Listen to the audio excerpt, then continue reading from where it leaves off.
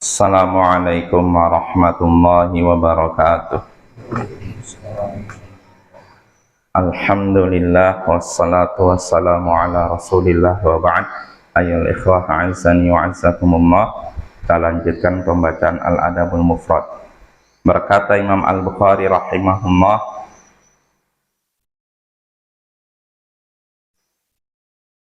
Haddatsana Qurratu bin Hubayb qala haddatsana Iyas bin Abi Tamimah an Atha bin Abi Rabah an Abi Hurairah qala ja'atil humma ila Nabi sallallahu alaihi wasallam faqalat ib'athni ila athari ahlika 'indak fab'athaha ilal ansar fabaqiyat 'alaihim sittata ayyamin wa layalihin fashtadda dzalika 'alaihim fa'atahum fi diyarihim fashakaw dzalika ilaihi faja'ala an-nabiyyu sallallahu alaihi wasallam yadkhulu daran wa baitan baita yad'u lahum bil 'afiyah falamma raja'a tabi'akum ra'atun minhum faqalat walladhi ba'athaka bil haqq inni laminal ansar inna abi laminal ansar fad'u allaha li kama da'uta lil ansar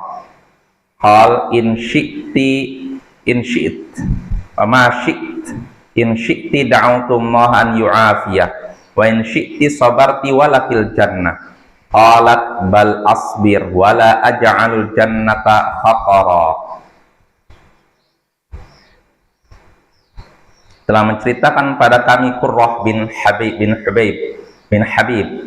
Ia berkata telah menceritakan pada kami Iyas bin Abi Tamimah dari Atha bin Abi Rabah dari Abu Hurairah. Ia berkata datang demam kepada Nabi sallallahu alaihi wasallam lalu berkata, utuslah aku ke keluargamu yang paling engkau utamakan. Kirimlah aku kepada keluargamu yang paling utama menurutmu. Maka Nabi pun mengutus demam kepada kaum Ansor.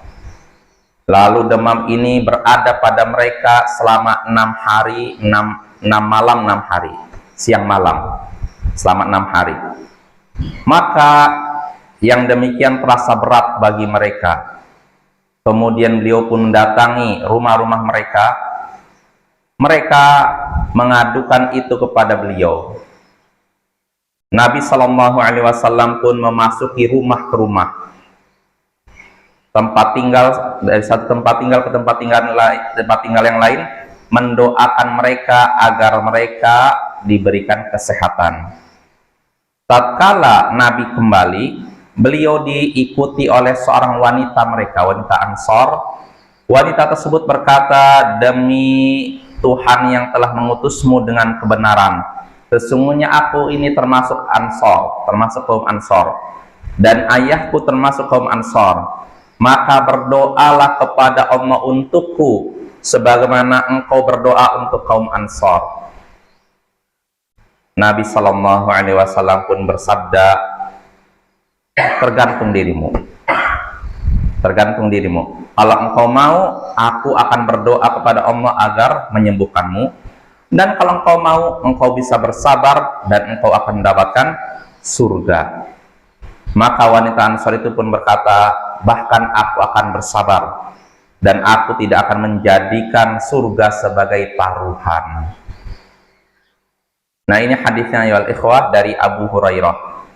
Jadi di sini Abu Hurairah bercerita, suatu hari demam mendatangi Nabi Shallallahu Alaihi Wasallam lalu berkata, kirimlah aku kepada keluargamu yang paling utama menurutmu. Demam datang pada Nabi lalu berkata, kirimlah aku kepada keluargamu yang paling utama menurutmu. Apakah artinya demam berkata? Iya, berkata. Demam ini berarti makhluk ciptaan Allah. Dia datang kepada Nabi lalu minta izin, kirimlah aku kepada keluargamu yang paling kau cintai, yang paling utama menurut dirimu, keluargamu yang paling baik menurut dirimu. Maka Nabi pun mengirim demam ini kepada kaum Ansor.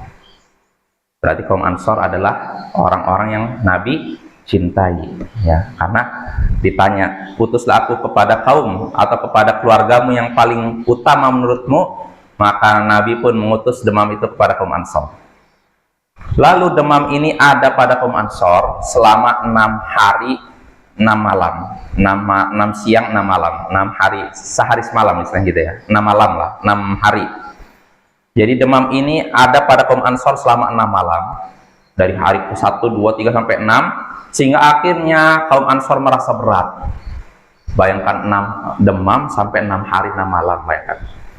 Maka Nabi pun mendatangi kaum Ansor di rumah-rumah mereka. Lalu mereka pun mengadukan kepada beliau beratnya demam tersebut. Kemudian Nabi pun memasuki rumah ke rumah. Bukan cuma satu rumah, rumah ke rumah. Beliau mendoakan mereka agar sehat. Ya. Jelas apa ya? Beliau yang ngutus demam ke sana, beliau juga mendoakan karena beliau sayang, kasihan itu loh.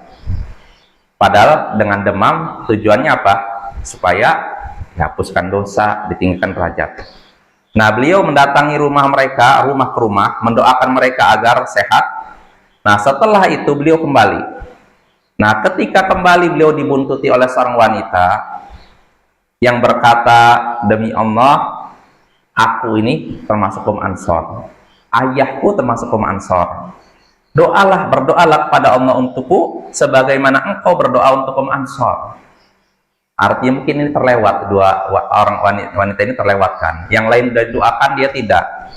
Maka wanita ini minta kepada Nabi supaya berdoa kepada Allah agar dia juga disembuhkan. Namun apa reaksi Nabi? Nabi menyatakan, "Ya terserah kamu. Tapi kalau kau mau, aku bisa berdoa kepada Allah, lalu Allah menyembuhkanmu. Dan kalau kau mau, kamu bersabar, lalu engkau dapat surga." Artinya Nabi ngasih pilihan nih. Kamu bisa milih nih. Kamu milih pertama saya doakan, ya saya nanti berdoa kepada Allah, Allah akan menyembuhkanmu. Tapi kalau kau mau, kamu tidak saya doakan, kamu bersabar, dan kamu akan dapat surga. Nah, ini pilihannya ya. Maka mana yang dipilih wanita tersebut? Wanita tersebut berkata, "Bahkan saya pilih sabar. Saya tidak akan menjadikan surga sebagai taruhan." Ya, karena kalau dia nanti milih doa Nabi disembuhkan, dia nggak tahu nanti masuk surga atau enggak. Tapi kalau ini udah ada jaminan, kalau dia tidak mau didoakan, dia lebih milih sabar, maka dia dapat surga. Dia tidak ingin jadikan surga sebagai taruhan. Nah ini Bapak ya, soal maknanya jelas. Nah dari hadis ini kita bisa mengambil beberapa faidah. Di antaranya pertama, demam adalah makhluk yang Allah ciptakan. Allah utus kepada siapa saja yang dia kehendaki. Nah ini Bapak ya, itu pertama. Kedua, hadis ini menunjukkan keutamaan kaum Ansor. Sebab di sini kata demam kepada Nabi, "Utuslah aku, kirimlah aku kepada keluargamu yang paling utama menurutmu." Berarti kaum Ansor dianggap keluarga Nabi yang paling utama. Nah ini menunjukkan keutamaan kaum Ansor. Lalu faidah berikutnya yang bisa kita petik dari hadis ini juga, hadis ini menunjukkan bahwasanya Nabi Shallallahu Alaihi Wasallam adalah sosok yang penyayang. Kenapa demikian? Pertama, Nabi mengarahkan demam kepada kaum Ansor. Tapi setelah mereka mengalami demam selama 6 hari siang malam, mereka merasa berat. Maka Nabi pun timbul rasa kasihan. Maka Nabi pun mendatangi mereka rumah ke rumah, bayangkan. Ini benar-benar perhatian Nabi kepada kaum Ansor, sayangnya beliau kepada mereka. Ya, maka sangat jahatlah orang-orang Syiah yang mengkafirkan kaum Ansor. Ya. Lalu faedah berikutnya yang bisa kita petik dari hadis ini, boleh meminta kepada orang soleh untuk didoakan. Boleh meminta kepada orang soleh untuk didoakan. Contohnya wanita Ansor tadi datang pada Nabi, "Wahai Rasulullah, berdoalah kepada Allah untukku." Ini diperbolehkan. Apa ya? Namun yang lebih baik tidak minta didoakan. Kenapa? Faedah berikutnya, Faedah berikutnya yang bisa kita petik dari hadis ini, keutamaan bersabar atas penyakit. Karena orang yang bersabar atas penyakit, dalam menghadapi penyakit, dia bisa masuk surga. Ya, contohnya wanita Ansor tadi. Tadi diberikan pilihan, mau didoakan atau masuk surga. Mau didoakan atau kamu sabar lalu kamu masuk surga. Ternyata dia milih apa?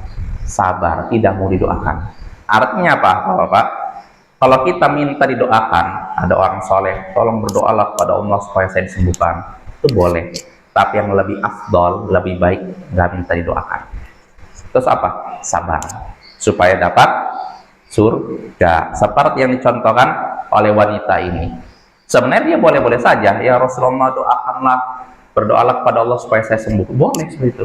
Bukan terlarang. Tapi dia memilih yang lebih utama. Dia memilih yang lebih baik, yaitu apa? Surga. Ya, kita mohon kepada Allah agar memberikan kepada kita surganya yang seluas langit dan bumi.